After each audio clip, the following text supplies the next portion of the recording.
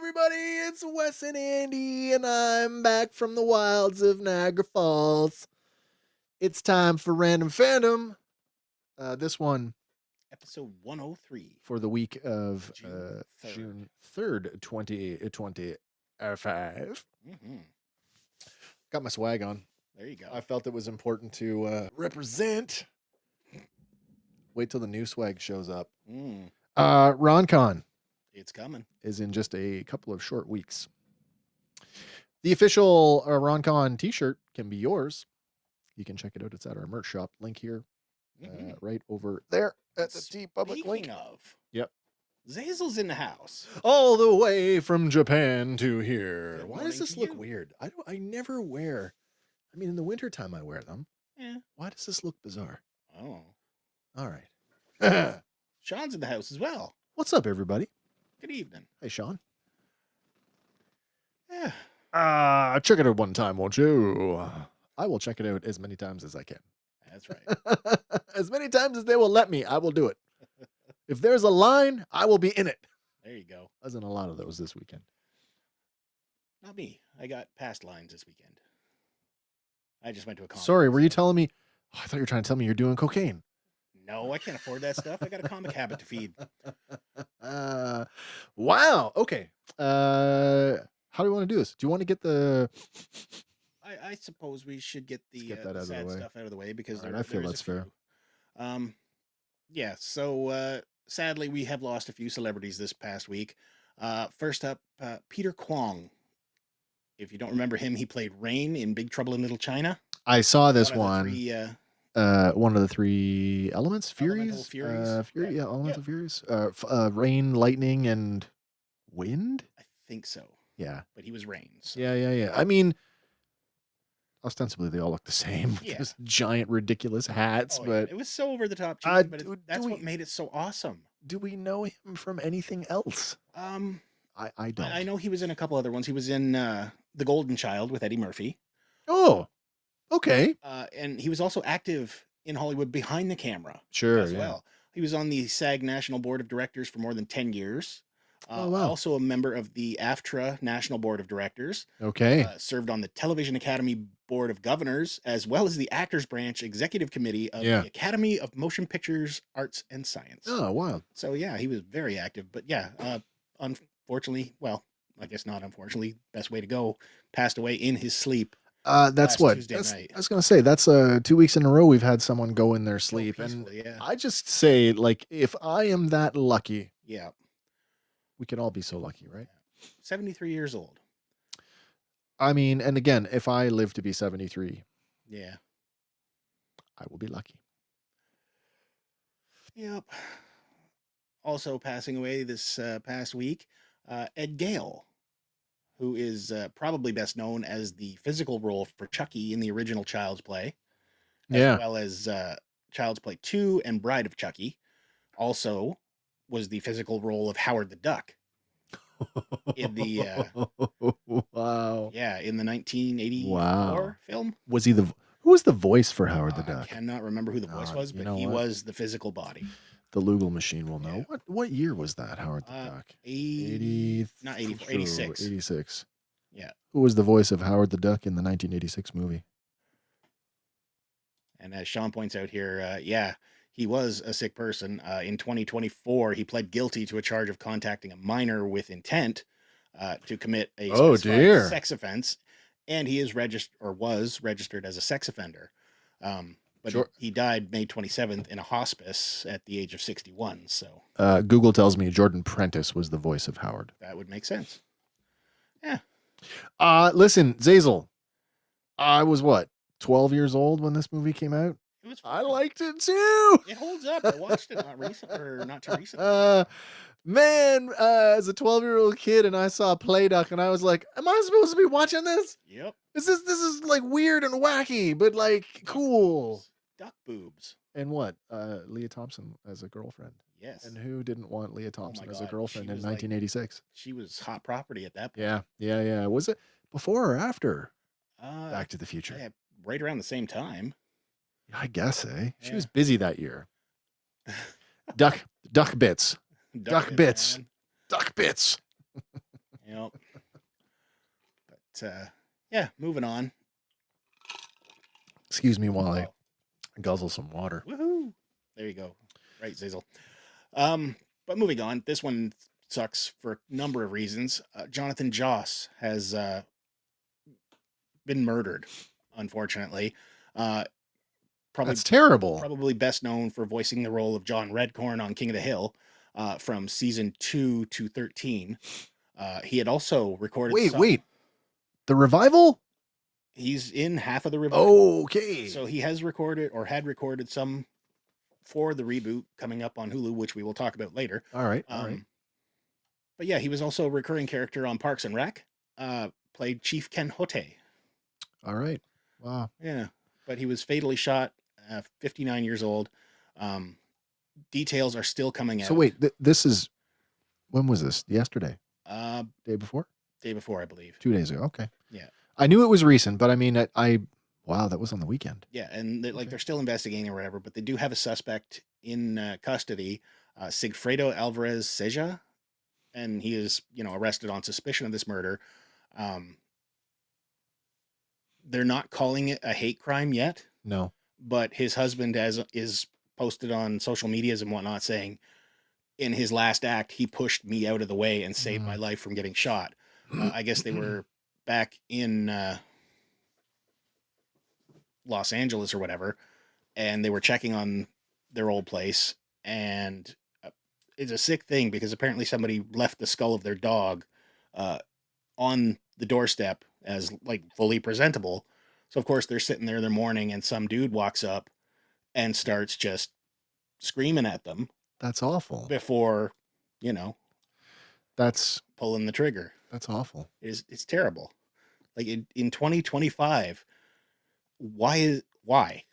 There's no reason for it. Did we just have a little technical thing going on? Yeah, we did there. I don't know what happened there. I moved it slightly. Okay. My fault. All right. Okay, sorry. On with the show. Yeah. I'm terribly sorry that this has happened. This is wow. I mean, murder in Hollywood is not exactly common. No. I mean, certainly not among, actors. Like the Yeah. But other roles he had in Tulsa King, Ray Donovan, True I Grit, love Tulsa King. The Magnificent Seven. I love that remake. Is the one with Michael Biehn and Denzel Washington. Yeah. Okay. Yeah. All right. Also, Chris Pratt's in there as the drunken Irishman. Is he? Yeah. Have you not seen The Magnificent Seven? Are we talking the same one? Because there's been a lot of them. Well, this one, I guess, a few years now, but because the last one I think of had Michael Biehn in it, like from Terminator. So you're talking more recently then? Yes. Yeah, because it had okay. Denzel Washington. I don't know if I've seen that one. Vincent D'Onofrio, Chris Pratt. Oh. Who was the other big name in that? I don't know. 4 more of them. My brain is killing me here. Ethan Hawke. Okay, 3 more. Yeah, there we go. Chris Pratt, Vincent D'Onofrio, the guy you just said. Ethan Hawke, and Denzel Washington, and the 3 other guys. Yeah, the 3 other ones. Wow. Really good movie though. If you haven't seen it, look at us. We're like the unmagnificent 2. Yeah. Can't get them all right, but anyway, that's okay. Condolences to his husband and his family, all right. And that's all right. Hopefully, they fully catch and convict whoever did it. I hope so as well. Also, we lost Loretta Swit. Hot Lips Houlihan have gone cold. Yep. She passed away Friday in her home in New York City, 87 years old. Again, I mean, if I can make it to that age, I've done I've done great. But yeah, passed away just after midnight due to suspected natural causes. Suspected natural causes. We're not fully sure yet, but she was only one of 2 actors along with Alan Alda to do the entire run right to the finale of MASH. Yeah.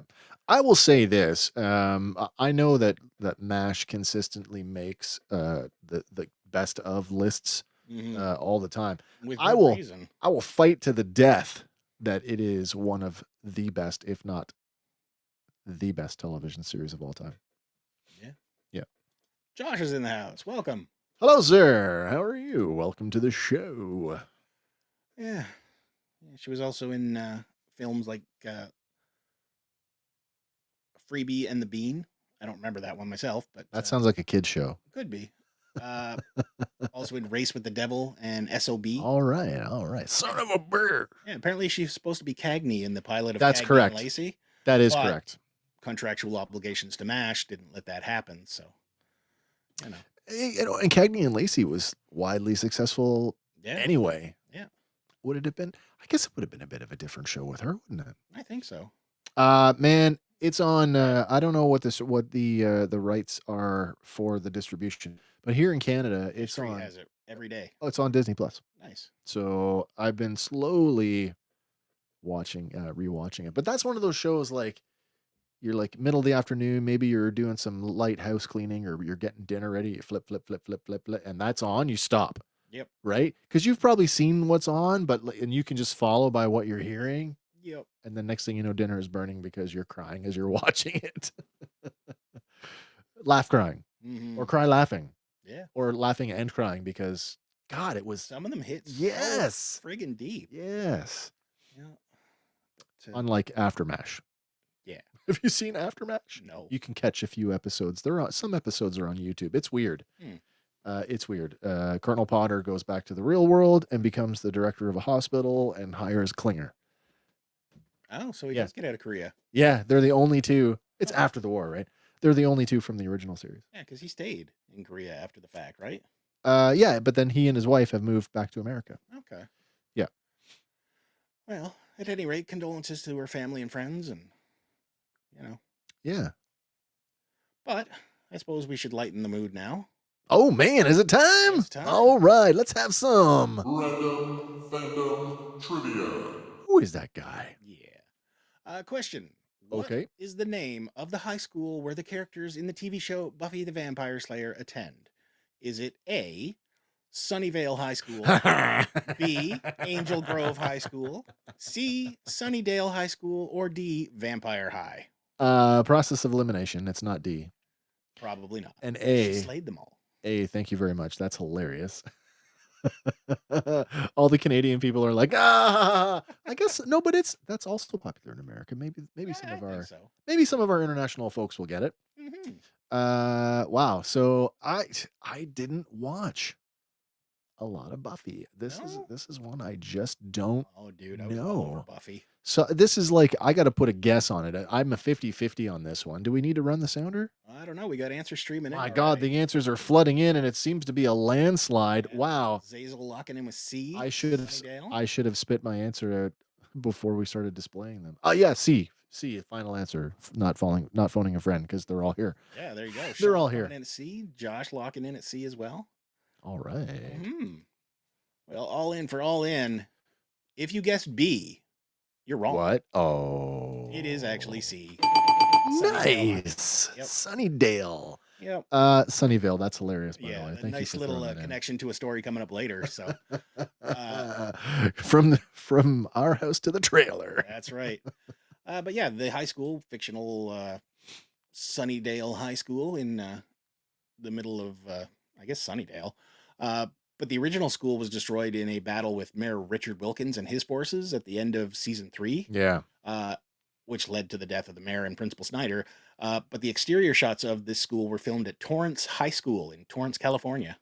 Cool. Yeah. That's very cool. So probably you can go still visit it anyway. Nice. But you had quite the adventure this past weekend. I did not get to do any of the live stuff that I thought I would do. I thought I was going to be all diligent and stuff, and I will live stream every day at the end of the day just to bring you a report. And I completely the bed on that one. You posted those, so it's all good. I didn't take as many pictures this year, but I did take a few, and Andy was kind enough to put together this little collage so we could have a little Tales from the Con with me as I sport your Niagara Falls. I representing the con here in 2025.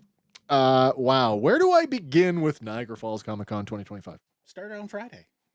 Let's talk about, okay. So Friday afternoon, the show opens. My wife and I buy a VIP this year. So a little bit of access improvement. Early access to the show, half an hour early every day. And VIP gets you exclusive merch bag, including this beanie, this T-shirt. I got a randomly signed autograph from from one of the Degrassi girls, Okay. who I barely remember. Not Caitlin, but like the witchy one. I never watched That's it, okay. so I can't help you. That's okay. Kim got a random Larry Hama, and I've been trying to trade her the whole time. I will trade. Nice. You get a Funko Pop. I got a really cool Funko Pop. It was the Goliath from Gargoyles, but Okay. stone version. Ooh. I'm like, I'll trade you my Goliath for your Larry Hama Snake Eyes autograph. But that's cool. VIP was kind of weird this year because that just takes me to my biggest complaint of the con. I guess I'll get that out of the way.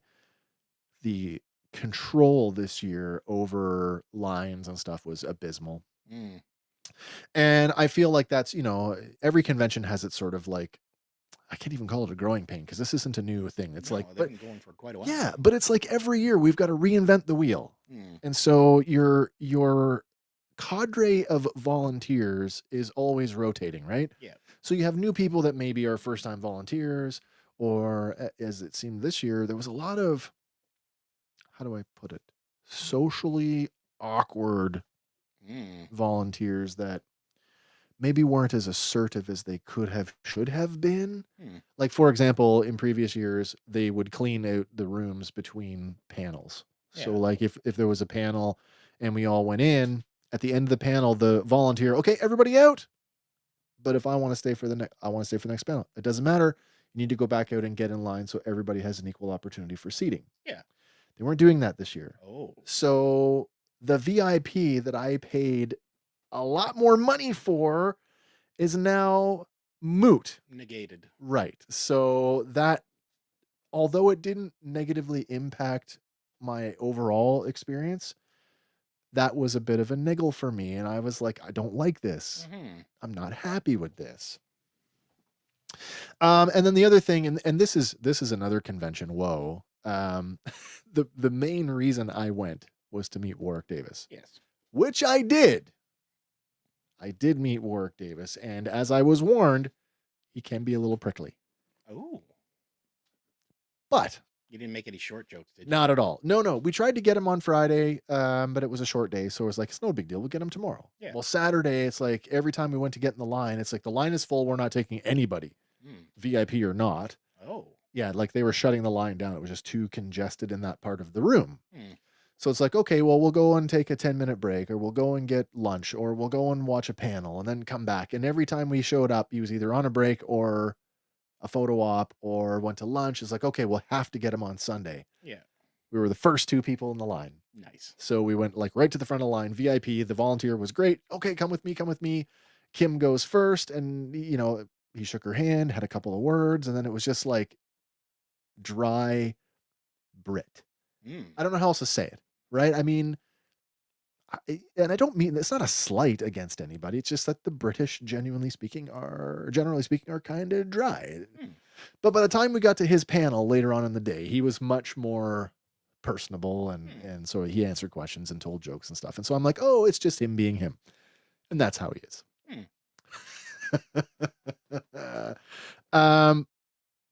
Saturday, there's that big Superman display there. They also had like a statue, like a 1.5 scale David Cornsweat and crypto like blow mold figure. So Warner Brothers on some level had to have sponsored the show. But what was really funny was they played the Superman trailer at the beginning of every panel. So if you watched 10 panels over the weekend, you saw the trailer 10 times, right? Which is good. I have to say, it looks great on a big screen. So not as big a screen as, say, the theater, the movie theater that we would go to here. But seeing what we did see, and it's one of the trailers that's already been out, so you've already seen it on TV. It does look good on the big screen. So I am definitely, I was always in on this movie, no matter what, because it's Superman. But having seen the trailer on a much bigger screen, I'm much more invested. Nice. I don't know if you recognize the gentleman in the top left hand corner with me. That is an elegant weapon on Oh. YouTube, and I believe he's from, I don't quote me on this, somewhere in the Golden Horseshoe, Hamilton, Okay. that kind of area. Um, but it just so happens that I happen to pick up on his YouTube channel in the last few months, and I watch his stuff all the time. Mhm. So I had hunted this booth all weekend looking for these Black Series figures, which I ended up buying one. Nice. But on the last day, on the Sunday, they had a like a caricature in their booth of him, an elegant weapon. And I'm like, oh, I just discovered his YouTube channel. Like, well, there he is right there. So he's like, oh, hey man, how's it going? So we stop, we talk YouTube for a few minutes and sort of technological challenges, and we ended up taking this photo. So that was kind of nice. Awesome guy. If you haven't seen an elegant weapon on YouTube, clearly it's a lightsaber channel. You should check it out. He posts almost exclusively shorts, Hmm. and they're so easy to consume. Check him out. He's a great guy. Right on. We had one of two fan built Optimus Primes in the building, and this one is licensed by Hasbro. No kidding. Yeah, has a license for it. I can't begin to tell you. I like the movies. I like the Bayverse movies. Some of them I like better than others. Granted, Last Night was not well received, but this design I felt was an upgrade from the first. previous one. Yeah. But the amount of detail that's gone into this thing, I can't even begin to tell you. Just looking at your photos online, there is so much to see. Like even behind the grill, right? Yeah. They stuck in like an Optimus face Yeah. in between the slats on the grill. Gets better on the frame rails, like down the back on the fifth wheel is highly polished, by the way. It's chrome, polished chrome, like it's never taken a trailer. But on the frame rails, in the metal, there is raised Cybertronian glyphs in the metal. Nice. I'm like, that is such a small detail that it's impossibly hard to see that. But when you're there in person, right Close next up, to it, yeah. yeah, it was great. It was great. Of course, all of the groups were there. The 501st Legion, the Ontario Ghostbusters, and the Ontario Order of the Phoenix, which is a Harry Potter group. What about the Buffalo Ninja Turtles? They were not there. Oh. And if they were, I didn't see them. But also, there's a large Doctor Who group, so all the Daleks were there. Nice. And they did like the train of Daleks. Get out of my way. It was kind of cool. But like, I had a great experience. I met Michael Ironside. Ooh. He was very nice. He's for a 75-year-old dude who doesn't, pardon my language, doesn't give a fuck anymore. He's pretty cool. But like, he was just like, when I saw William Shatner, you reach a certain point in your life that regardless of your accolades or your career, when you reach a certain age, I'm going to talk about whatever the fuck I want. And I don't care what you think, which can be good. Or it could be. And it can be not so good. Case in point. Have you ever heard the, what's the phrase? Never meet your heroes. Yes. And I have disagreed with that because my hero, Optimus Prime, I met Peter Cullen, and that was like the most amazing thing ever. So for me, it was an overwhelmingly amazing experience. Well, let me tell you, I firsthand witnessed the disappointment side of Never Meet Your Heroes this weekend. Didn't impact me personally, but we were like, it was Sunday afternoon. We're waiting for work. It's like, what's happening now? We just had a bite to eat. I don't really want to walk around anymore. I kind of want to sit down. So it's like, we're near the theater. What's the next panel that we can just sneak into for like, because we don't care. And it was stoner icon Tommy Chong. Oh, nice. What do you think you're going to get at a Tommy Chong panel? Tommy Chong? Hey, man. That's what you think you're going to get.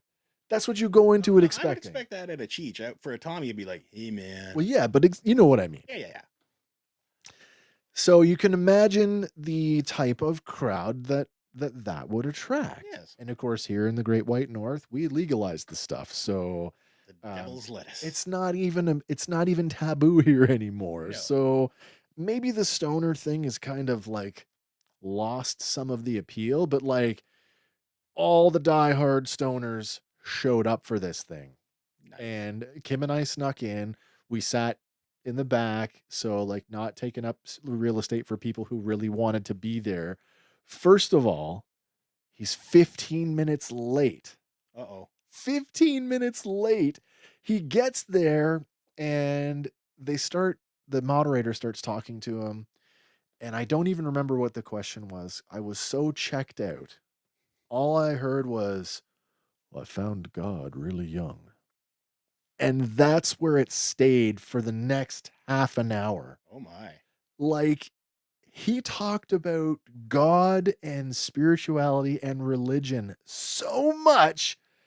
I watched as, like, in pairs, people got up and left. And I'm telling you, like, if 8 people that I saw that were in front of me, I don't know how many people behind me got up and left, but like 8 or 9 people got up and left. People were audibly like making groaning noises in the crowd. It was incredible. Huh. He got to like 1 or 2 questions, and I think somebody had said, "Oh, you did some voiceover work on a song for some band?" And he was like, "I don't know." He had no idea that he'd even done it. So, yes, I saw Tommy Chong. It was the craziest thing ever. And if you are into the stoner culture and that is one of your options, buyer beware. There you go. Buyer beware. What else can I say? I went to Daniel Logan's panel Ah. and I wish Hank was here. I so wish Hank was here. Anybody who watches our Sunday night stuff knows how much we love Star Wars, how much we talk about Star Wars. Guess where I'm going with this? Star Wars. I asked Daniel Logan at the panel if there was a chance that he was going to. I asked him what it was like getting called back for the Clone Wars, and was there a chance that he get called back for Maul, for the new Maul series?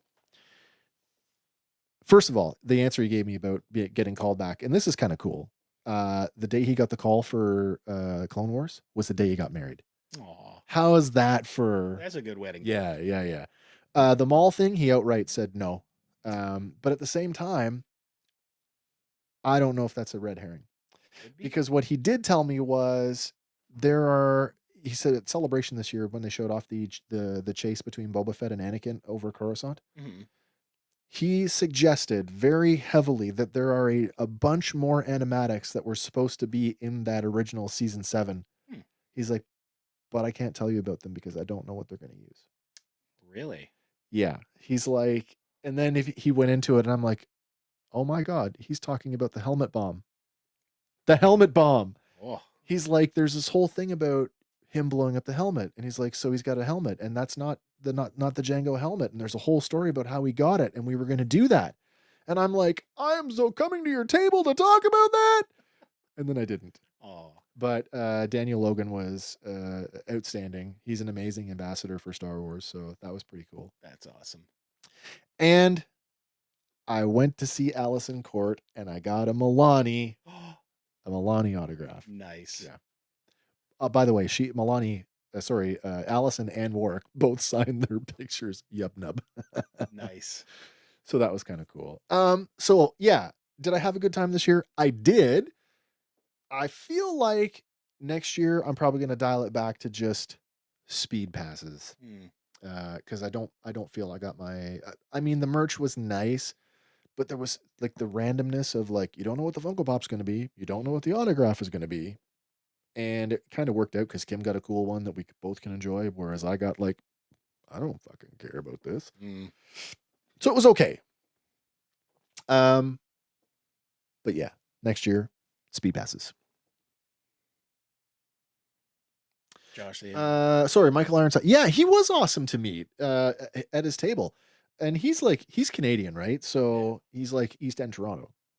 But when we said that, I told him a story about friends of ours are friends with his family, and I told him where we were from. He's like, oh, yeah, my dad spent the last 20 years of his life in Apsley. Oh shit. Which is just up the road from us, right? So yeah, it was very cool. Oh, Gaz is in the house. B, I was right. No, if you guessed B, you were wrong. Was I right? What was the question? Well, you have to go back and watch it now. Fair enough. So yeah, my convention going experience this year, it was a little bit hit and miss, but I didn't even talk about my loot. Oh, you got some good I loot. did get some loot this year. I didn't bring any downstairs with me to That's show okay. off. I made a conscious decision. I was going to focus on GI Joe Classified series this year because that's my most recent thing, and I have holes that I need to fill on playing catch up. Mhm.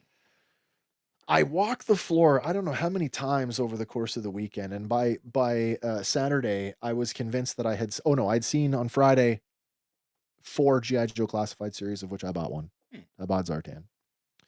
And then on Saturday, there was the 3 that I'd seen Friday, and then I noticed actually a guy that I know from the toy group, shout out Joe Todero, had a Serpentor. Ooh. And I against my better judgment, "Hey Joe, what do you want for Serpentor?" And it's the con exclusive one, Yeah. right? He's like, "I'm asking 275, but for US 250." And I'm like, "That is a fair ask. I have to think about that." So I didn't buy it. But I was so disappointed, like in terms of like half the reason I go to these things is for the merch. Yeah. It's a big toy show for me. Yeah. And I think what hurt this year's Niagara was the fact that the week before was Anime North in Toronto. Oh. And if every vendor wasn't already packed for Anime North, oh, next week I got Niagara. My stuff's already packed. It's anime focused. So guess what? Niagara was anime focused. And it's like, that does nothing for me. No. I want new modern action figures. You know how many modern dealers there were that like new buying from Hasbro? 2. One. Ooh. One guy. Hmm. I bought 2 figures. I bought Clone Commander Bakara, which is on my list, Yeah. and I bought Studio Series 86 Swoop. Nice. So that's good. I got all my That Dinobots now. finishes- Yeah, your Dinobot. Got all my Dinobots now, so I'm happy about that. But G.I. Joe Classified series being my focus, I feel like I totally have like bombed. Mm. So it's like Sunday afternoon. We leave the Warwick Davis panel. We walk back out because you got to walk through the convention show floor to get out the building. Yeah. And I'm literally about to round the corner. The door's over there, and I catch out of the corner of my eye a booth that I've walked past 6 times maybe over the course of the weekend, a box. And in the box, I just see the edge of the boxes and the numbers. And I'm like, what? Where'd that come from? So I quickly grab my phone, dial up G.I. Joe Classified series by number. Mhm. And I start looking at the numbers. I'm like, Cobra Officer, that's on my short list. Mm. Crimson Guard, that's on my short list. And I scored a Battle Android, original Battle Android Trooper. So Nice. I was over the moon that it was the last day. I'd spent all my cash and had to use a card. And I just looked at Kim, honey, is this okay? And she's like, well, I don't have any more cash, so you're gonna have to use a card. And I'm like, yeah, but do you mind? No, go ahead. Thank you. Sorry, Kim. Thank you. She understood. She totally understood. In fact, we talked GI Joe. She loves to rib me about it. I thought you were only doing the original 13. Well, I am doing the original 13 and select characters that mean something to me from my childhood. So I'm sitting at something like 20 something, and of those 20, I think 7 of them or 8 of them are original 13. You're getting there. They haven't done them all yet. Nope. Yeah. Yeah. All right. Anyway, it was fun. It's Niagara Falls. I had a great time. Also, get out of the tourist zones.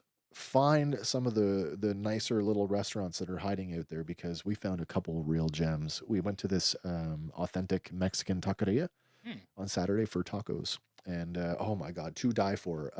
Shout out to La Revolucion on Portage Street in Niagara Falls. Nice. And then Kim wanted a burger on the way home, so we stopped at also on Portage, half a block away from the taqueria. We stopped at WTF Burger Company, also in Beamsville. Shout out to WTF Burger Company. You got to go see them for the burger. It's to die for. Nice. All right, that's enough about my convention. That's your tales from the convention? Yeah, tales from the convention. I'm sure there's more I could talk about, but all good. It was a good time. Excellent. But that's nothing compared to what's coming. Yeah. Shout out to RonCon. We'll talk about that in a bit. All right. But first up, the trailer for Happy Gilmore 2 dropped. If you have not seen it, we have linked to it in the show notes. Full trailer. We've seen a little bit already. We've seen like a little teaser, but this Sure, is the full-on trailer. I have not. So a lot of returning faces. McGavin. A lot of legacy-inspired people. Really? Like I'm believing that we're going to meet the son of Chubbs, because we have another similar situation where he's shaking hands with a guy with a prosthetic hand and he breaks off more fingers. Oh, But, dear. It appears that Eminem will be in the role of I am drawing a blank here. Jackass. Joe Flaherty. Joe Flaherty. Eminem is going to be, I think, in the role of his son. Jackass. Yep. That's funny. MJF from AEW, he's in it as well. He's seen in the trailer dropping elbows on Gilmore's car. Shooter McGavin returns, and they have a little smackdown in a cemetery. It looks really fun. But no grandma to wear the Gene Simmons mask. No, but her photo is hanging from the mirror of his car. Oh, sweet. With the mask on? No, just a nice photo of her. Okay. But yeah, Happy Gilmore is set to go out July 25th on Netflix. So What day? July 25th. Oh, that's just around the corner. Yeah, like a month and a half away. Like a week after, a little over a week and a half after Superman. Yeah. Okay. Yeah, so if you haven't seen it, go check it out in the show notes. Also from Netflix, they have released the first 6 minutes of season 2 of Wednesday. I enjoyed the first season, so This season, it looks like it's going to just carry on that type of vibe. In the opening 6 minutes, she is bound and gagged in this weird little dungeon room full of porcelain dolls and whatnot. And she's like, okay, here's how this goes. And it turns out she's been tracking down the Kansas City scalper. she's been tracking down. Yeah. Oh, Because wow. she's developed her psychic abilities a bit more. Okay. And in a fun little cameo, Hallie Joel Osment is the Kansas City scalper. And it'll catch you off guard when you watch it the first time. But, you know, it's still fun. We've linked to the 6-minute video on YouTube in our show notes. Season 2, part 1 is going to drop August 6th, with part 2 coming on September 3rd. So again, only a couple months away, right? Man, I'm not gonna lie. It feels like it's been a long gap between seasons. It does feel like a long That's gap. okay. I've certainly had lots of things to watch, but I wish we could just narrow that just a little bit. Well, I think if splitting it up into 2 parts is going to make it last a little bit longer, but dropping an episode a week really goes far. You know what? A lot of the Disney stuff we watch is 1 episode a week, and I'm fine with that. It stretches it out. And when you're talking, 7 to 10 episode seasons. Yeah. Because if it's all at once, you're going to binge as quick as you can, right? Wow. That Most is of the true. time. That is true. Yeah. And then it just feels longer between settings, but yeah. For all the trash TV folks out there, there's a new season of Love Island USA starting this week. I am so sick of that goddamn commercial. Previously. Mm-hmm. I love that show. We've watched all of them. Yeah. Oh, yeah. Yeah. It's trashy at its best, and I love it. There you go. This next one comes as a bit of a shock, but apparently Blake Lively has abandoned her claims against Justin Baldoni. There was an update on that today. Was there? I must have missed it. A judge, I think, has basically said, Has yep, he done. ruled? Because what she was trying to do was block access to her medical files. Yeah, and she didn't want that to come out. Yeah, but Baldoni's lawyers are like, look, you're claiming emotional distress. You've basically said we need to see your records. Yep. By making that claim. Where is it here? Where's the update on this? What's today? June 3rd. So this was today at 10 a.m. Pacific time. A judge rules Blake Lively's emotional distress claims against Justin Baldoni are officially dead. The judge overseeing the Lively versus Baldoni lawsuit has decided that the actress' claims for emotional distress are dead. The ruling comes after a tense back and forth between the dueling sides, with Baldoni's lawyers filing a motion to compel her to turn over her medical records. Yep. And Lively fighting that move. Yeah, so it's done. Okay. Yeah, that's Cole's Nose version, but yeah. Yeah. So I guess that's one of the 6 related lawsuits, I guess, out the door. Because he is also countersuing. I haven't been paying attention to what's going on here, but I have seen some comments, and one of the prevailing ones is like, maybe she and Ryan should just go away for a while, apologize, shut the hell up, and just disappear for a while. Could be. But, I mean, he just dropped that whole Tim Hortons breakfast box thing, so he's out there in the commercial land right now. When's the last time you thought Ryan Reynolds was going to turn up in a Tim Hortons commercial? Never. Yeah, you and me both. Yeah. So we will see where this goes from here, but yeah. More good news. This Friday, Predator Killer of Killers. Oh, drops. yes. I've been waiting for this. It's going to be good. So if you had forgotten about it, this one is dropping on Friday, June 6th on Disney+. Yeah, it's a new vision from the director of Prey. So, yeah. I'm excited for this one. But then again, I'm a big animation nerd. So, yes, I will take some more, please. Josh says, don't know who either person is. Okay, well, Blake Lively is Ryan Reynolds' husband. Wife. Or husband. Wife. I'm still on that thing. Significant other. There you go. So, want to try that one again? There you go. Ryan's her husband. That's better. Justin Baldoni, though, is a director of the movie that she was most recently in. Yeah. I don't remember. I don't even care. But yeah. Sorry, don't care. What's Gaz saying here? Have either of you seen the documentary on HBO Max about the Titan to Titanic implosion, the Titanic sub-disaster? I have not, No? but I would like to. That sounds like right up my alley. I'm a big documentary film fan. I'd heard that rumors that some footage from right before the implosion has surfaced. Oh, dear. What was there to take pictures of it, though? Or even more so, how did it get back to the surface intact unless they were like broadcasting? I don't know. Josh, yes, Ryan Reynolds is the Deadpool guy. Deadpool guy. That is correct. Yep. But that brings us to some toys. Ooh, toy time. So first out of the gate, I believe there was a G.I. Joe fan stream today. Today or tomorrow, I think. Today or tomorrow.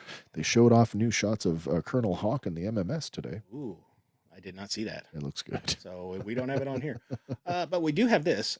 Marvel Legends Fantastic Four, The First Steps. Mr. Fantastic. There's a whole... Yeah, I think... Did you get the other ones? I did get the other Okay, then I won't spoil it. Yeah. Nice to see Pedro coming to Marvel Legends. He looks maybe better there than he does as the Mandalorian. A little bit. I'm still not fully sold on this sculpt of him, but no. But like as far as stretchy powers, sure, because that's. I mean, it is kind of a relatively hard one to do in an action figure, unless you're doing like a stretch Armstrong. I like the fact that he's got 2 sets of arms. I like that he's got the rubber bendies and a set of regular arms. Because you know me, right? Like, I would probably go best of both worlds. 1 regular arm, 1 bendy arm. It says, go watch it. It will make you shake your head. And you said it's on HBO Max. I wonder if we get it here on Crave then. Maybe. I'll have to look it up. But yeah, comes with extra long posable arms for dynamic play. He's in his MCU uniform with alternate hands. Got his blue PJs on. Yep. And pre-order begins May 30th, so I guess it's already out. Yeah. Yeah. Are these on your list? Not so much. I never buy an action figure before I see the media that it goes with. Yeah. Like, rarely have I done that. Yeah. But I will say at the end of this, because there is 6 figures in this wave, this is a missed opportunity. 2 of them are Johnny. Yes. Yeah. Okay. What's the other one? Well, the missed opportunity here is that they do not include a Build-A-Figure piece for Galactus. Oh. But I get it. Like, they just did that HasLab Galactus, last year, the year before? I think it's older than that now, to be honest. Is it just last year? I don't remember. Anybody out there get the HasLab Galactus that knows when that came out? And I still don't have the original Toy Biz Build-A-Figure either, so. No. Much different coloring. But they've also got The Thing, Ben Grimm. It's clobbering time. Yes, it is. What's on his wrist? You know what? I don't know. Oh, movie spoiler. It could be. But he's got retro futuristic 1960s inspired packaging, premium articulation, and swappable hands. So I got a soft spot for the thing. I like this one. it's not bad looking. Yep. Not bad. And I'm okay with the light colored uniforms too, to be honest. I Yeah. don't have an issue with that. Yeah, they don't have to be like the super royal blue from No, the no. comics. But next up, we have Sue Storm, the Invisible Woman. And Josh says he's got a watch to keep up with the time. She just said she was pregnant during filming. Which, Like legitimately, she was pregnant while they were jeez. filming. Yeah. Well, probably made for a bunch of easier shots then. But yeah, it is based on Vanessa Kirby's likeness, and she comes with, for lack of a better term, invisible effects and Yeah, extra like hands. force effects. Force, Force? yeah, Yeah, force force. field effects. Yeah, I guess so. Yeah. Then next up, we get plain uniform Johnny Storm with a couple little flame effects, A little extra bit hands. The And need a light. yeah, the likeness on this I like. Looks good. Yeah, absolutely looks looks like a good. proper Joseph Quinn. So Yep. but then you can't have one version without the other. So here you get the Human Torch Flame On version. Translucent plaster. Yeah, But I don't know how else you do this. How do you do this and make it look fiery. credible? Because I've seen ones where they do it and it's fully painted with like your bright oranges and yellows, and it doesn't look bad. But when you're going for like a movie accurate, There's a quality to translucency, I think, here for fire that maybe it does.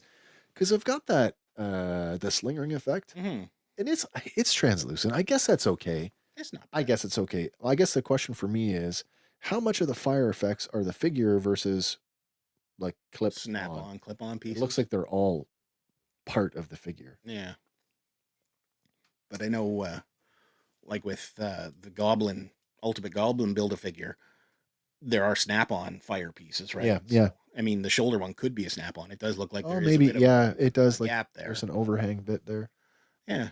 Certainly the hands, the fire is on the hands. Yes. At least on that one set of hands. Yeah. But to round out the set, we also have Shalabal as the Silver Surfer. And it's a good-looking Silver Surfer. She's okay. Yeah. That is a crazy, crazy pose on the board. Mm-hmm. Like, Does she come with that little stand effect? Yeah. It's, Oh, that's cool. I don't know what you want to call it, like a blast wave effect that she's riding. Cosmic energy. Maybe. It's a wave. It is a wave. Hang 10, man. Yeah, but that's your Fantastic Four First Steps figures so far. We also got more from Hasbro from their Gamerverse side. War Machine versus Omega Red. And this is going back to the Marvel versus Capcom days. Yep. And I kind of dig these. Like they're video game inspired designs. Omega Red comes with swappable hands, tentacles, and War Machine comes with blast effects and accessories. Pre-orders for these ones go up July 24th, so we got a little bit of a wait time, but they're supposed to be coming out fall of this year. So, did you play a lot of this? I did. You did, eh? I did. Yeah, I I love did this not. game. Button masher. I'm like, no, can't do it. Don't have the coordination for it. Gaz says I'm kind of digging on the female. I'm side. okay with it. Yeah, like I'm totally okay with it. It's Shalabal. It's okay. Yep. And Joe's pass Josh, on all. Joe Fan Josh. Pass on Fair enough. all. But what they're doing with these is kind of smart because you're getting majority of them are 2-packs. The next one is Psylocke versus Thanos. And if I'm getting any of these, this is going to be the one that I probably get. Wow. Because we've got this body before. We have. I think I've got this figure in the to get rid of bin. Yeah. Yep. But minus the little horns. Yeah, I guess, they don't have that. Term. But that's the Infinity Gauntlet version. Yes, and I believe the Infinity Gauntlet version is still the same as the previous Build-A-Figure. It is, but just recolored. Yeah, recolored. Yeah. And this again is recolored here with a full-on snap finger, based on the comic book colors / video game colors. But just I like this one. Pop that hand off and put it on your other one. Yeah. Yeah, but Psylocke appears in her classic ninja outfit with psychic blades, energy effects, and an alternate head sculpt. Yeah. Thanos gets his arcade era design with Infinity Gauntlet snapping effect and extra hands. So I just love the health bars at the top. yeah.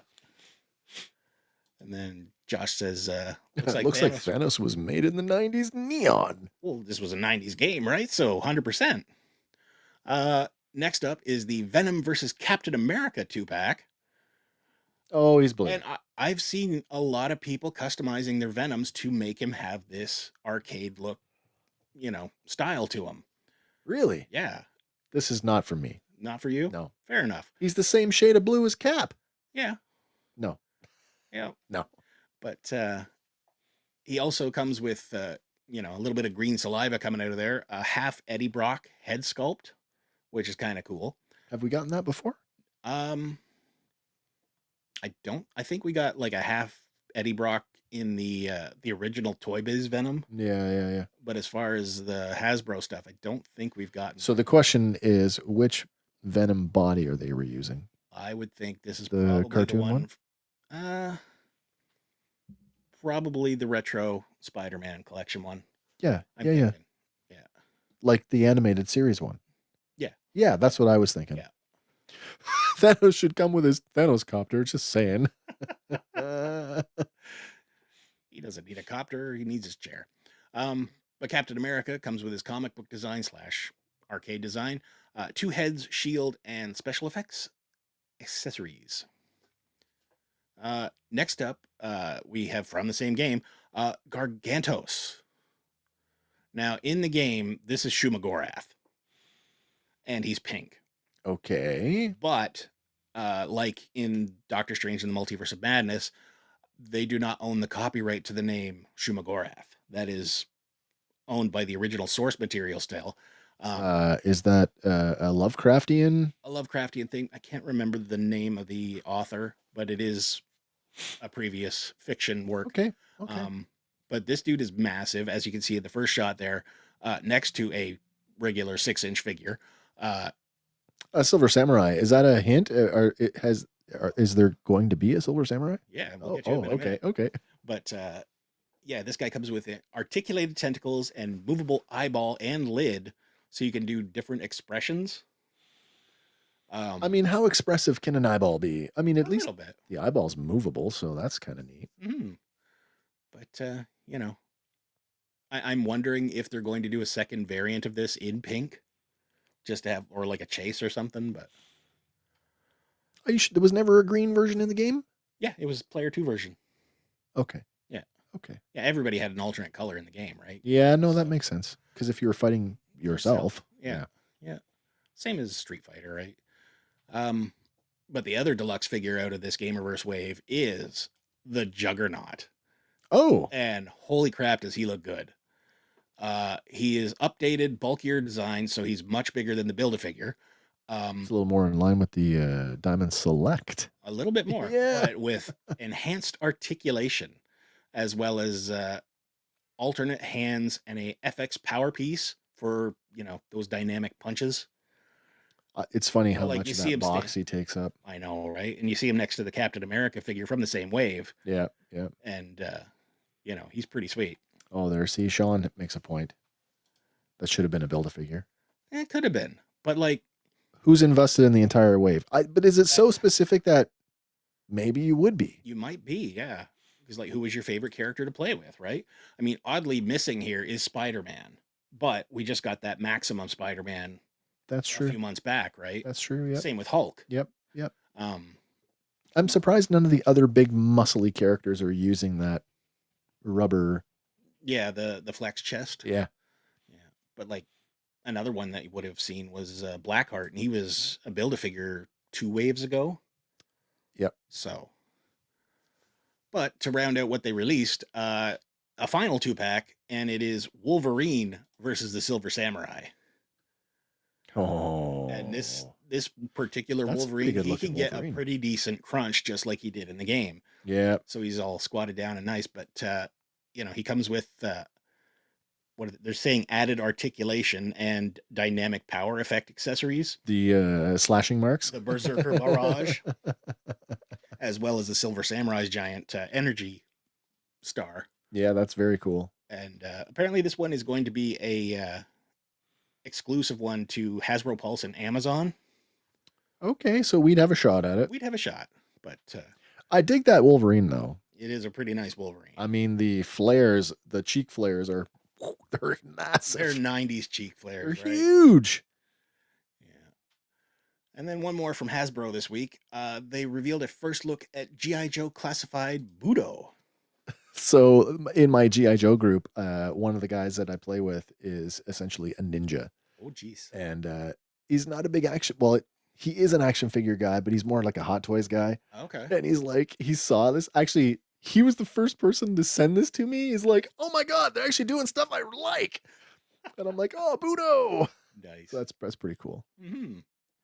So this is just a digital rendition of him, but they're pretty spot on. I was gonna say that the renderings as of late have been very, very close to final product. So I think that this will be fine.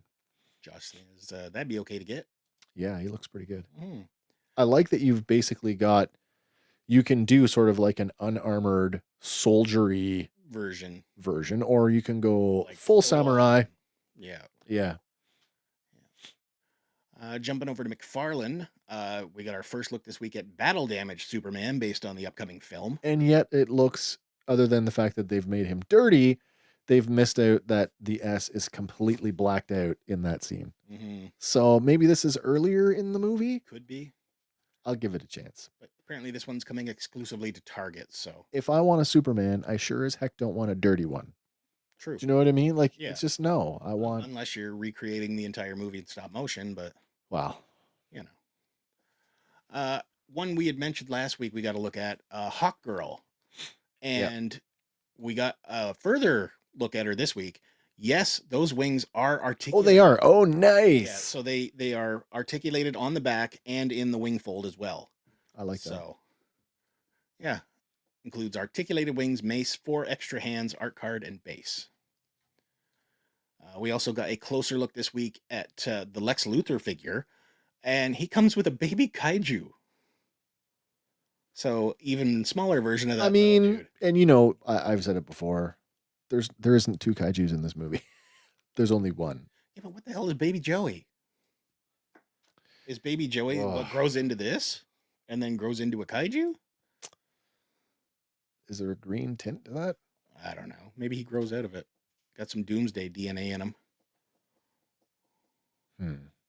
Who knows? I don't want to speculate on that. No, I just think we'll find out when the big kaiju in the movie is this. That I'm certain of. But this theatrical edition comes with Baby Kaiju, 2 alternate heads, 2 extra hands, art card, and base. And I still maintain this is a good looking Lex Luthor. I didn't think Nicholas Hoult would be a great villain, but what I've seen so far, I think he's going to pull it off. I do too. I think he's going to be great. Yeah. Call in the Jaegers. There you go. Yes. And then one more, because I know we got our first look at him last time, but this we got a little bit more. Is this the unmasked version? No, this is still masked, but it is Ultraman.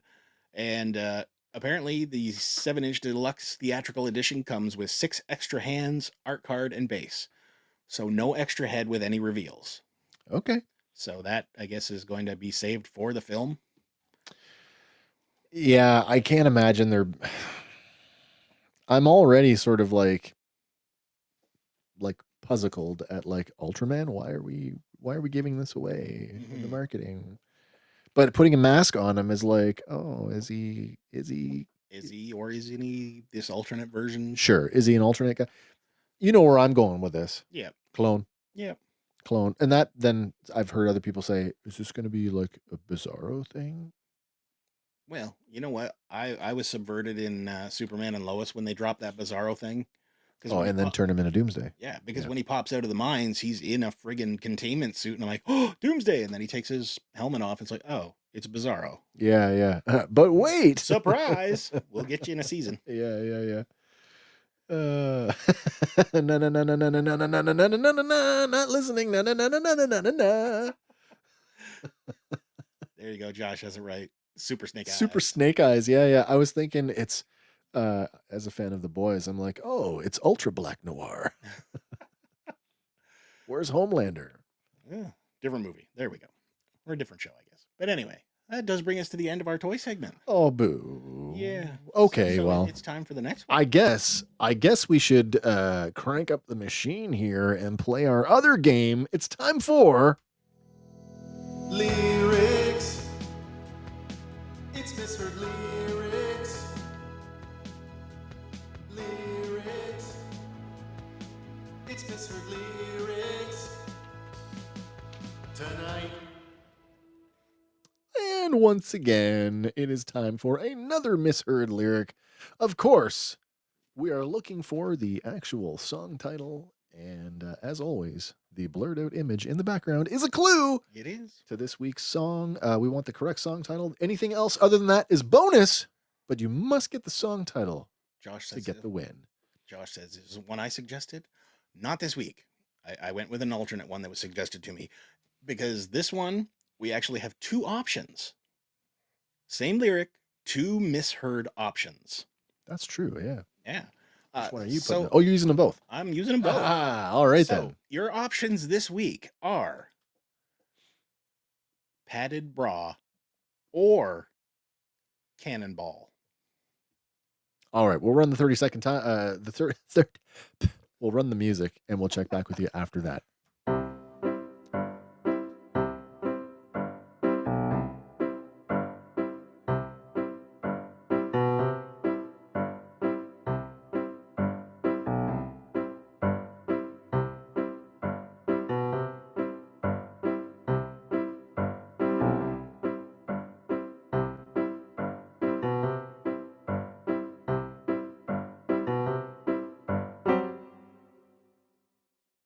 So jarring.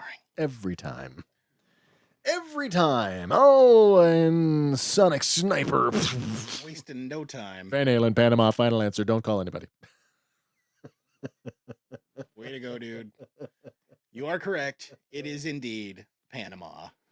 Of course. This is like a wildly. Oh, wait a minute. Wait. Where's this deep cut from Gaz? I got lost in the wilderness. Yeah, I thought I was surely falling apart. The pain you caused cut so deep truly was a work of art. No. One day it'll be something obscure that I actually know. Yep. But this is not helping me. Gaz says, damn. Of course it's Panama. And Yep. in case you oh, by the way, last week we got a copyright claim on Losing My Religion. However, according to the rights holder, we're allowed to use it. It's okay. It doesn't affect the channel. Let's see what happens with 5 seconds of.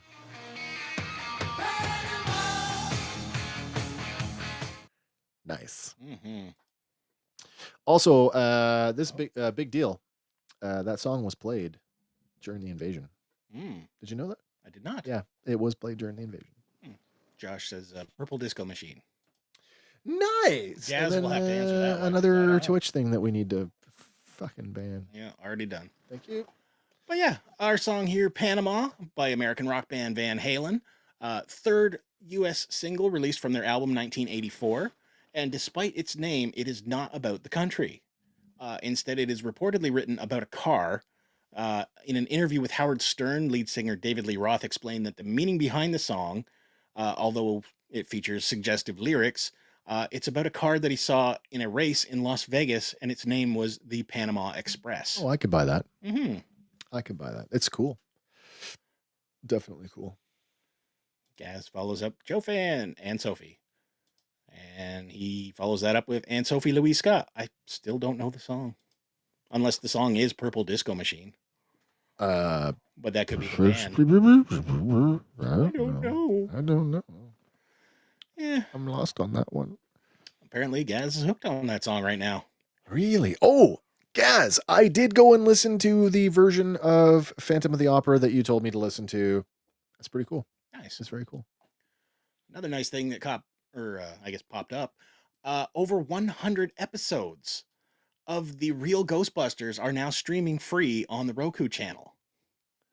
I guess you got to have a Roku for that to get the Roku channel. You do. I have one somewhere. Yeah, me too. But I guess they didn't really announce it. They just quietly added it to its lineup. So now they have a whole bunch of the original 86 to 91 run. So Speaking of Ghostbusters, this version of Ghostbusters, for some reason in my feed, I've been getting reels of a young Frank Welker. ooh, And there's Frank doing in the booth doing dialogue for Slimer. But then there's one that comes up, another reel, and I kid you not, he's doing the scene and he goes from Slimer, seamlessly transitions to Ray, ooh, and then back to Slimer that's awesome. for a scene with those two characters. And it was just the most amazing thing to watch. Mm. Long live. Well, guys, with another piece of trivia there, they used Eddie's Ferrari in that song Panama. In the music video. No, in the studio. They backed it up. You know when Oh yeah. Whoa, whoa. Yeah, They backed it up to the studio and put the microphone near the exhaust. That's cool. Let them rev it. So That is very cool. yeah. Side note, I know. Exotic Cars is how Sammy Hagar got the job. Ooh. Because it turns out that he and Eddie used the same mechanic. And Sammy had a car getting worked on, and Ed was a big Lamborghini guy, and Sammy was getting a Ferrari worked on, and he basically came in and said, "Whose Ferrari is that?" "Oh, that's Sammy Hagar's car. You should give him a call." "Oh yeah, what's the number?" And so the mechanic gave him the number, and that's how they got connected. Nice. Yeah. Okay, so clearing that up, Wes, I just sent you In the Dark by Purple Disco Machine. In and the Sophie. Dark. Okay. Purple Disco Machine and Sophie. Oh, you did. Josh says, I used to think Panama was Cannonball. So Cannonball. Cannonball.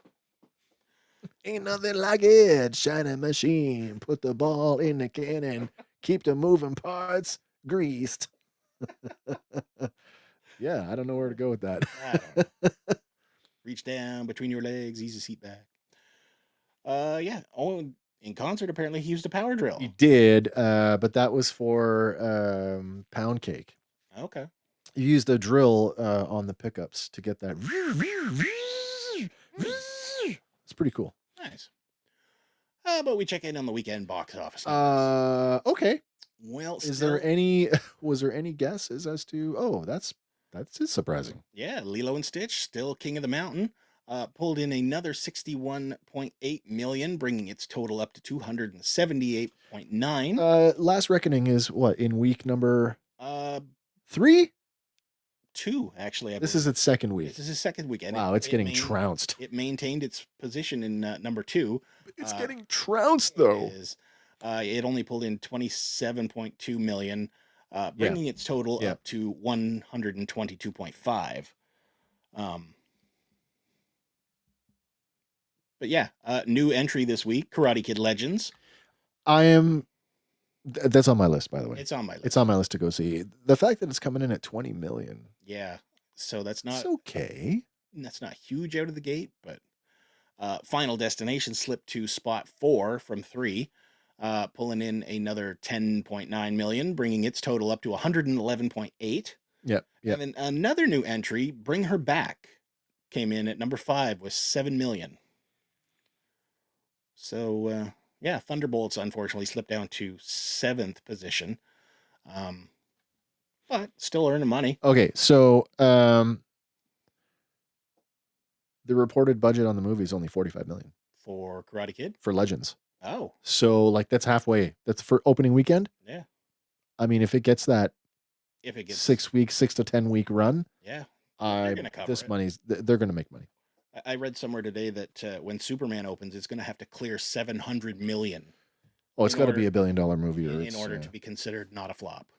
Sorry, I shouldn't say. Karate Kid will probably make its money back. For sure, it'll make its money back. Oh, absolutely. But that whole you got to make double to be profitable thing, we'll see. Gaz says, I saw Karate Kid. You did? Okay. Nice. Good? Just good? Sort of good? Really good? Meh. Give me more than good. Josh says, proof of more kids than adults. Well, maybe.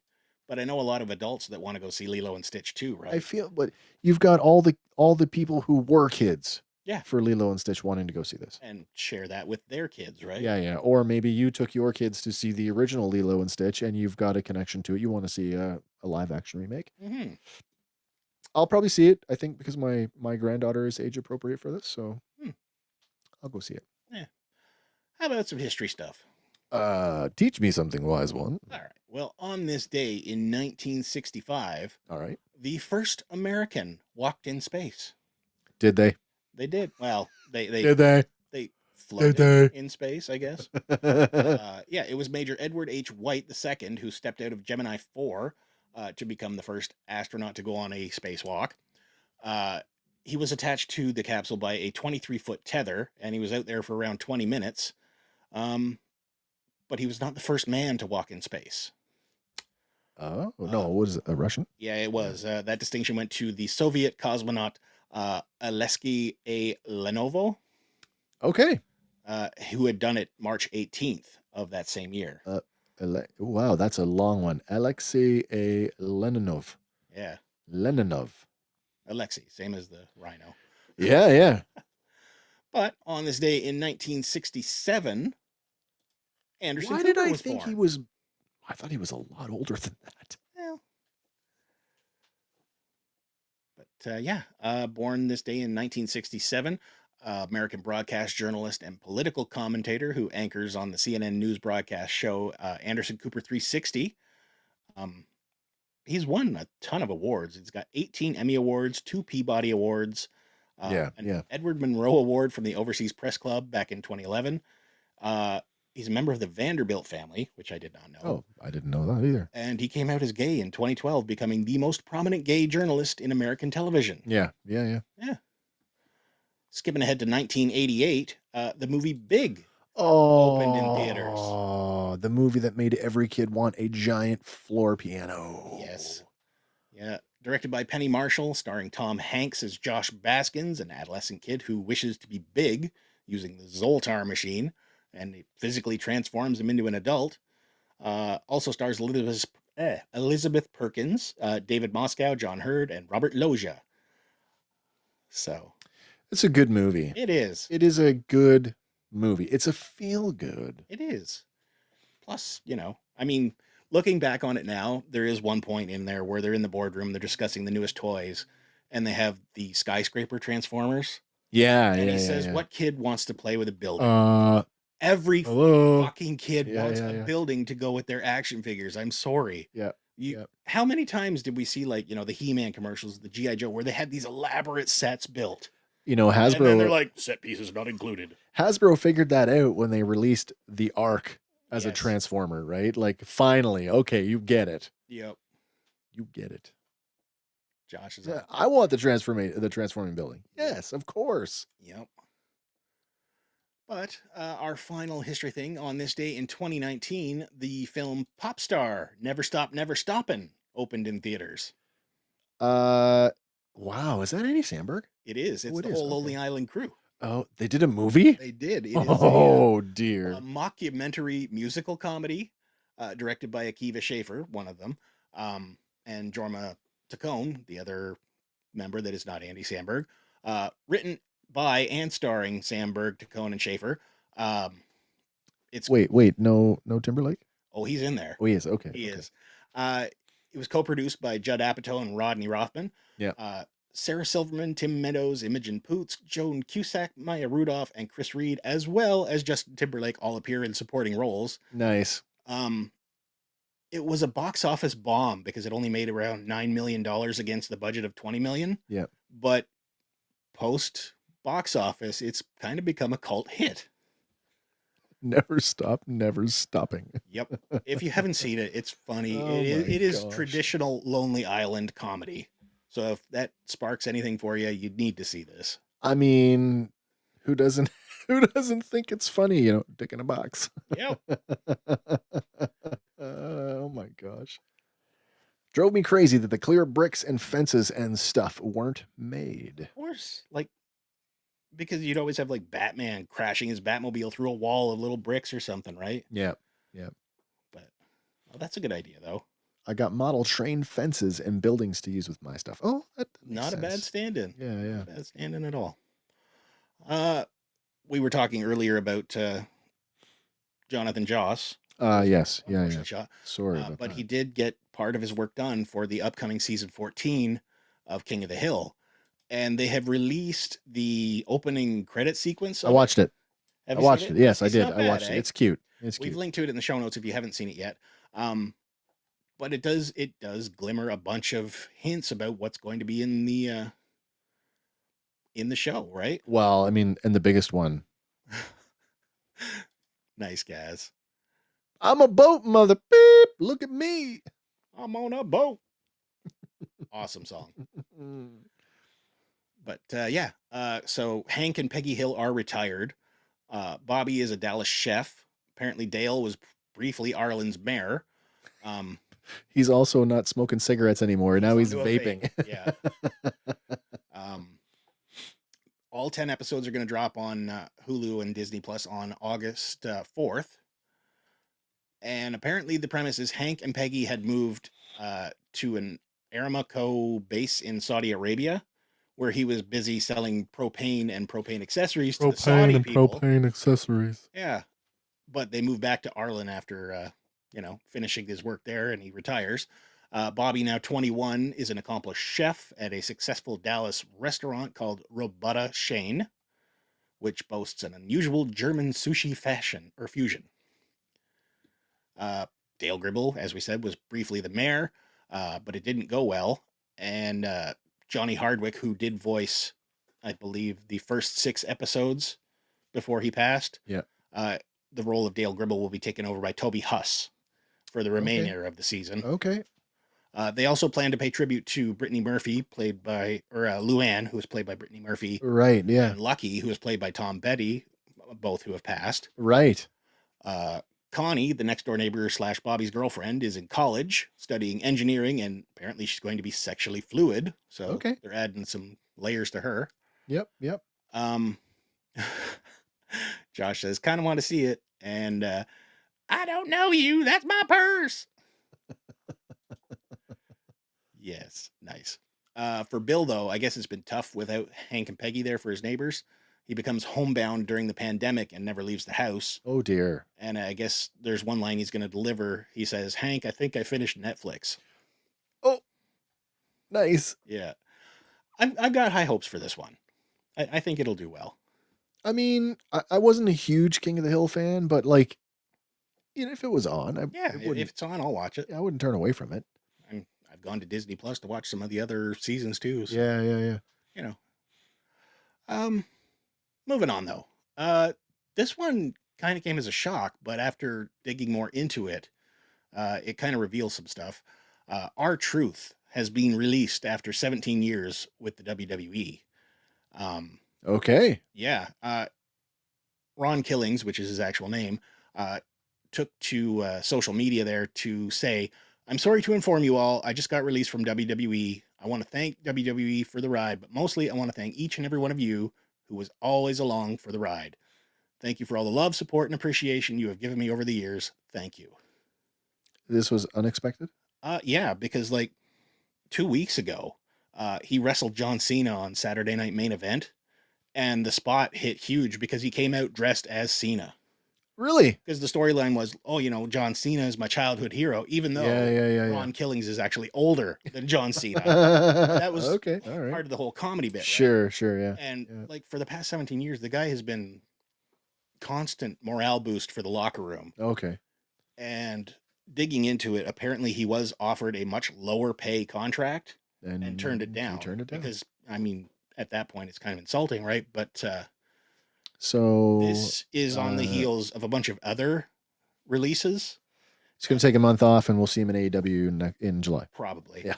But news has come out that TKO, the company that bought WWE and owns the UFC, apparently is in a bunch of financial debt. Okay. And people are looking at it like, okay, how do you cut debt?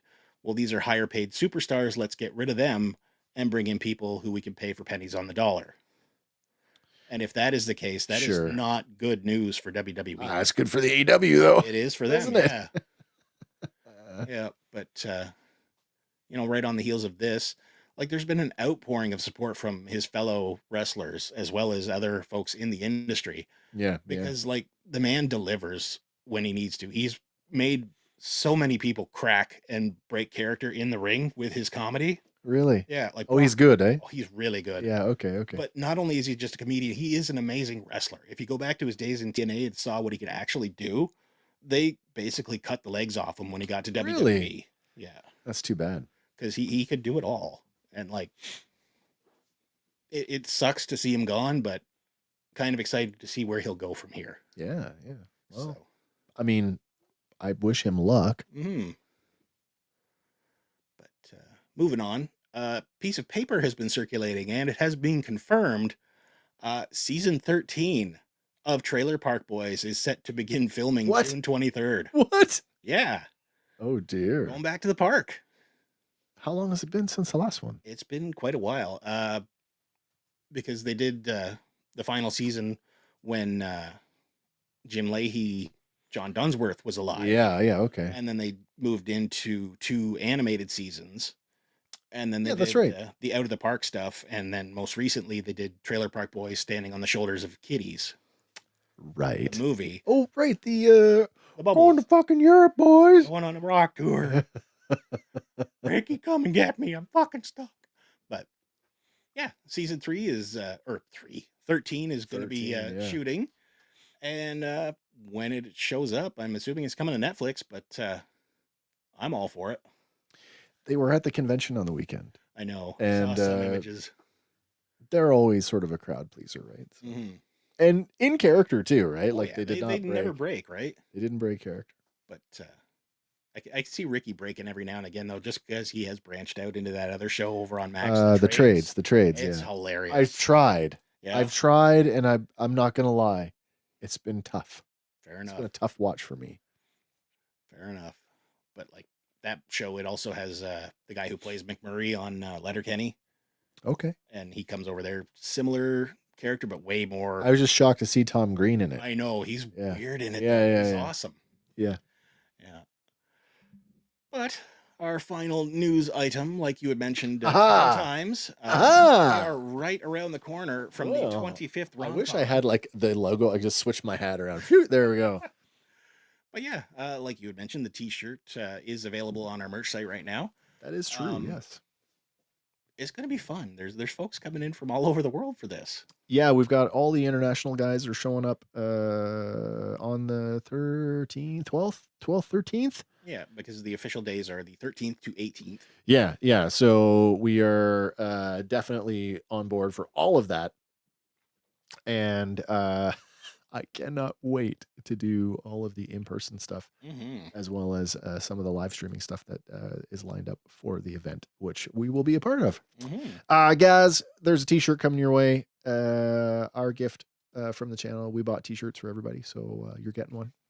The guys will bring it down to you.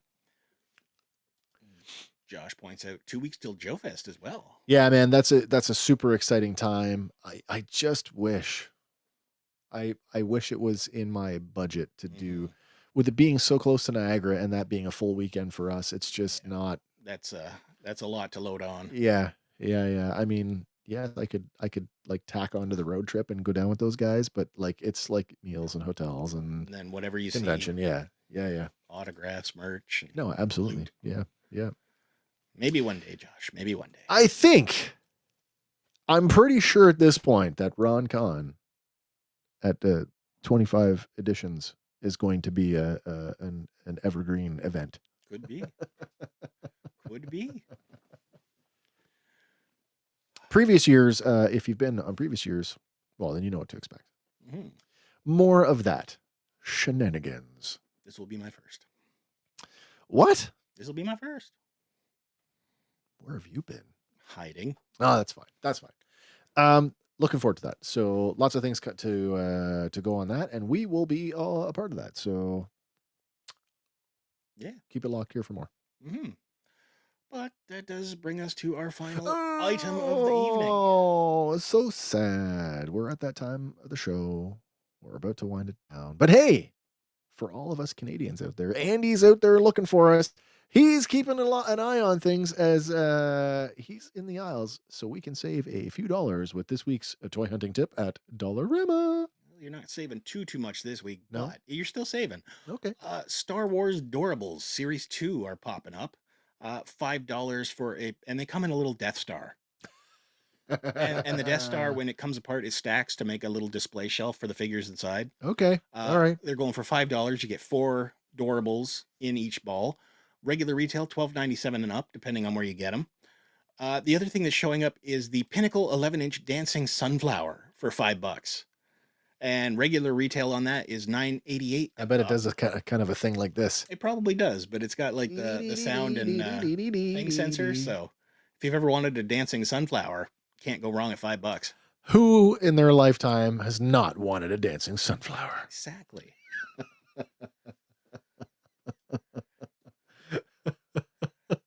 Yeah, the Doorables, they're neat. Never heard of those. The sunflowers. There's all variants out there, right? There's dancing cactuses and other flowers with saxophones. I wanted and never got the dancing pop can. Aw, my dad. The had dancing one. I pop have can? one. Yeah. I Which have one? I believe it is a Coors. Oh, a beer can. Oh yeah, it's a beer can. Ooh. But it's got the top with the flexible middle. Yeah, yeah. that It's like a dances. vinyl. Yeah, Yeah. It looks cool though. they are pretty cool. Yeah. Yeah. But yeah, that is your toy hunting tip this week. Nice, man. Yeah. Another edition. Oh, meant the Doorables. Well, The Doorables. Doorables have been out for quite a while now, and there is a Doorable for every goddamn franchise out there for Is there? Disney. Yeah. If you look on Amazon, there's literally hundreds of them. And they're little, they're cute, they're stackable in their display case, and there's only 25 in the Star Wars set, so it's not that hard to run them down. It looks like Padme in the parka. Actually, I believe that is Rey. There are some that are very confusing looking based on. Is her eyes that big or is she wearing sunglasses? No, her eyes are that big. I'll bring them over so you can check them out. Okay. Oh, that's a good question. But I don't think there are, guys. I don't think there are Adorables for Megaforce because Disney doesn't own them, Customs. right? There you go. Josh follows that up. Had the dancing Coke. Dancing Coke can. Yeah, that's Nice. cool. That's cool. I Nice. like those. Yeah, I like those. Wow. Another edition in the bag. we're at the end. Oh my gosh. I apologize. I spent far too much time in the sun today, so I'm running out of steam. You were getting vitamin D. As I was busting my butt ripping a deck apart, but There you go. I don't know. Tomorrow I'll start putting it back together. Guess what? Back in Black series is back this Sunday. So if you haven't voted yet, folks, make sure you go check out our socials. Yeah. The post is still up. You have time to cast your vote. Because I can tell you right now, there's no clear winner. Not yet. Not at this point. You've got a few more days to get your votes in. You can check all of our social media. It's on all of the things. It's not on Twitch. But it is on Threads. So you can get one vote per person per platform. So make sure you check out this week's figures that we're talking about on Sunday night. Get your vote in, and so we can get that Jack Porkins medal of badassery around your favorite figure's neck. Because right now my figure's not winning. Oh, Gaz says then there aren't Doorables for everything. Now I said everything Disney. Come on, Everything Disney. That's true. everything Disney. That is true. All right, man. Is there anything you want to touch on before we say goodnight?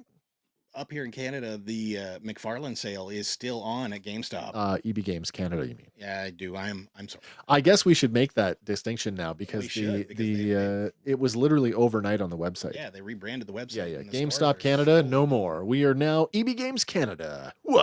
Yeah, but as they did the markdown originally, Yeah. they're offering now an additional 15% off McFarlane stuff.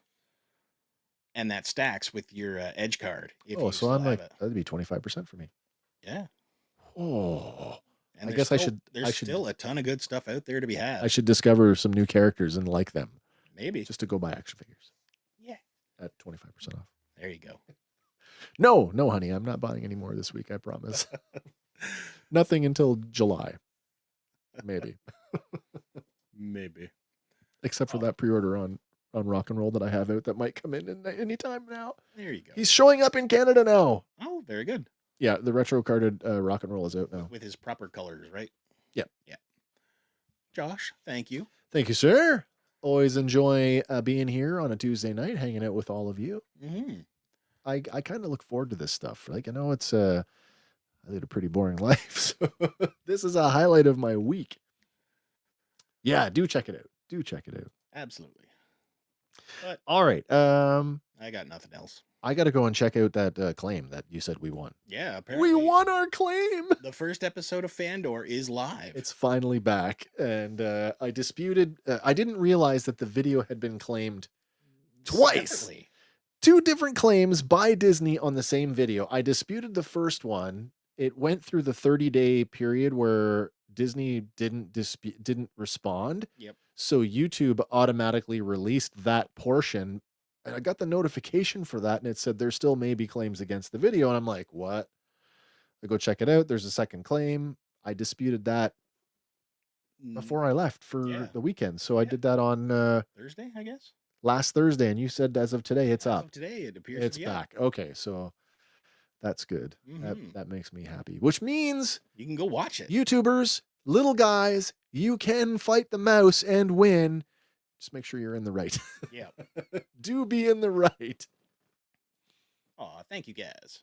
Oh, thanks, man. Really appreciate that.